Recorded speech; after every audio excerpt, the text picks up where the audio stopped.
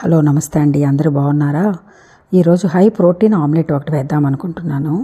ఈ ఆమ్లెట్ మనకి మార్నింగ్ బ్రేక్ఫాస్ట్కి బాగుంటుంది, నైట్ డిన్నర్కి కూడా బాగుంటుంది.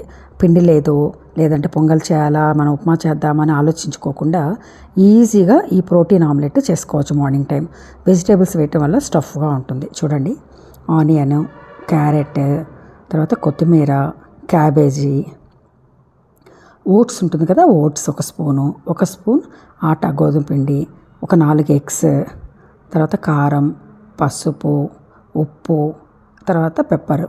ఇవి ఉంటే సరిపోతుందండి. ఒక బ్రేక్ఫాస్ట్ రెడీ అయిపోతుంది. మనకి ఈజీగా చేసుకోవచ్చు, హెల్తీ కూడా ఉంటుంది మనకి. కొంచెం బటర్ వేసాను, కొంచెం హెవీగా, కొంచెం ఎక్కువైనట్టుంది, అందుకని కొంచెం తీసేసాను. బటర్ వేసేసి ఆనియన్స్ వేసేయటమే. కొంచెం ఆనియన్స్లో సాల్ట్ వేసామనుకోండి, త్వరగా ఫ్రై అవుతుంది, అందుకని కొంచెం సాల్ట్ వేసాను. కొంచెం తిప్పేసేసేసి కొంచెం ఒక 2 మినిట్స్ లిడ్ పెట్టేశారంటే అది ఫ్రై అయిపోతుంది. ఆ తర్వాత క్యారెట్ వేసుకోండి. క్యారెట్ కొంచెం హార్డ్గా ఉంటుంది కదా, ఒక 5 మినిట్స్ పడుతుంది. మూత పెట్టేసేయండి. మూత పెడితే ఆవిరి ఉడికిపోతుంది. బాగా ఉడికిన తర్వాత కొంచెం క్యాబేజీ మనం కట్ చేసి పెట్టుకున్నాం కదా, ఆ క్యాబేజీ కూడా వేసేసుకోండి. ఎందుకంటే క్యాబేజీ త్వరగా ఉడుకుతుంది కాబట్టి. కొంచెం కారం ఇప్పుడు వేస్తున్నాను. ముందేస్తే ఏమవుతుందంటే కింద అతుక్కుపోతుంది కదా, కొంచెం మాడినట్టు అవుతుంది. అందుకని సాల్ట్ మాత్రం ఫస్ట్ వేసాను. ఇప్పుడు పసుపు, కారం, క్యాబేజీ అన్నీ వేసాను అనమాట. వీటన్నిటిని బాగా తిప్పేసేసేయండి. ఇప్పుడు మనకు చూడండి, 2 వెజిటేబుల్స్. పిల్లలు వెజిటేబుల్స్ తనిగా తినమంటే తినరు కదా, పేచి పెడతారు. కాబట్టి ఇలా వేసామంటే లోపల ఏముందో కూడా వాళ్ళకి అర్థం కాదు, హ్యాపీగా తినేస్తారు పిల్లలు. అల్లం తెల్లగడ్డ కొంచెం వేస్తున్నాను. కొంచెం మసాలా స్మెల్ ఉంటే బాగుంటుంది కదా, అందుకనేసి అల్లం తెల్ల కూడా వేసేసి మూత పెట్టేసామనుకోండి, అన్ని ఫ్లేవర్స్ దానికి పట్టేస్తాయి. అప్పుడు చూడండి, మూత తీసేసరికి బాగా ఉడికేసింది కదా. మరీ మెత్తగా ఉన్నా కూడా బాగోదండి. కొత్తిమీర వేసాను. మీకు గుర్తుందా, లాస్ట్ వీడియోలో కొత్తిమీర ఎలా పెంచాలని, రూట్స్తో ఎలా పెంచాలని చూపించాను కదా. అదేవిధంగా సీడ్స్ వేస్తే కూడా ఎంత బాగా వచ్చిందో చూశారు కదా. అదే కొత్తిమీర ఇక్కడ నేను యూజ్ చేస్తున్నాను. వీలైనంత వరకు మన ఇంట్లో పెంచుకున్నవి మనం వేసుకుంటే బాగుంటుందన్నమాట.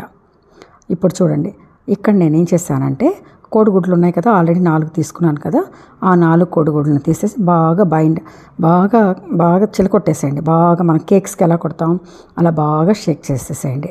నేను ఓట్స్ ఏం చేశానంటే, అలాగే వేస్తే బాగోదని కొంచెం మిక్సీ వేసి పౌడర్ లాగా చేసుకున్నాను.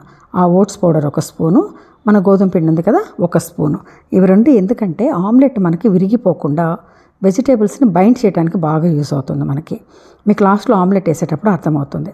మామూలు ఆమ్లెటే మనకు విరిగిపోతుంటుంది, ఇన్ని వెజిటేబుల్స్ వెయిట్ ఎక్కువ అవుతుంది కదా, తిప్పేటప్పుడు విరిగిపోతుంది అనమాట. ఆ బైండింగ్కి ఓట్స్, గోధుమ పిండి వేయటం వల్ల బాగా బైండ్ అవుతుంది.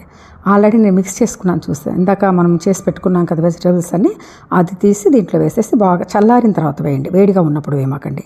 నేను ఇందాక బౌల్లో కొంచెం తీసి పెట్టాను చూసారు వెజిటేబుల్స్, దాన్ని మనం ఫ్రైగా కూడా వాడుకోవచ్చు. లంచ్కి కూడా మనం ఒక ఫ్రై మనకు రెడీ అయినట్టు అయిపోతుంది అనమాట. అటు బ్రేక్ఫాస్ట్ అయిపోతుంది, లంచ్కి ఒక ఐటెం కూడా చేసుకున్నట్టు అయిపోతుంది కదా, ఈజీగాను ఉంటుంది మనకి. పిల్లలు చీజ్ అంటే ఇష్టపడతారు కాబట్టి ఆమ్లెట్ వేసి దాని మీద ఒక చీజ్ పీసెస్ వేసాను. చూడండి, మూత పెట్టడం వల్ల బాగా ఉడుకుతుంది. తిప్పినప్పుడు చూసారా, విరిగిపోకుండా బాగా వచ్చింది. కలర్ కూడా చూసారా, కలరు షైనింగ్ ఎంత బాగుందో చూసారా. పిల్లలందరూ పిజ్జా ఇష్టపడతారు కదా, అందుకని పిజ్జా లాగా కట్ చేసేసి ఇవ్వండి. మనకి బాగుంటుంది, పిల్లలు కూడా బాగా ఎంజాయ్ చేస్తారు. చూసారా, ఈ 4 పీస్ తినేసి ఒక జ్యూస్ తాగారంటే మనకు ఒక మార్నింగ్ బ్రేక్ఫాస్ట్ అయిపోతుంది. దీన్ని లేదు మాకు బ్రేక్ఫాస్ట్ వద్దనుకుంటే నైట్ డిన్నర్కైనా తీసుకోండి. Okay, bye.